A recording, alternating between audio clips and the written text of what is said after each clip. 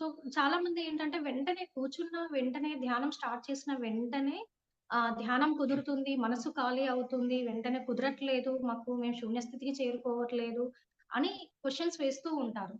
సహనం అనేది అవసరం. ఎందుకు అనంటే అంత తొందరగా అది ఖాళీ అవ్వదు. అది ఫస్ట్ చెంచలత్వం అనేది మనసుకు అలవాటయింది. ఇక్కడి నుండి అక్కడికి, అక్కడి నుండి ఇక్కడికి తిరగడం అనేది దానికి అలవాటయింది.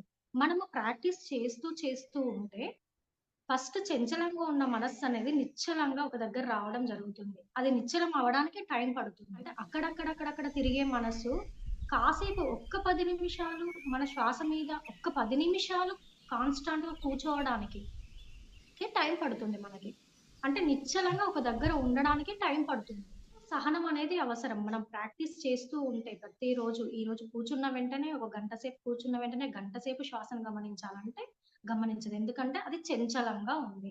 దాన్ని నిశ్చల స్థితికి తీసుకురావాలి అంటే ప్రతిరోజు మనం ప్రాక్టీస్ చేయాలి. ప్రాక్టీస్ చేస్తూ ఉంటే అది నిశ్చలం అవుతుంది. నిశ్చలం మీన్స్ ఏంటంటే శ్వాస దగ్గర కాసేపు ఉండగలుగుతుంది నిశ్చలంగా.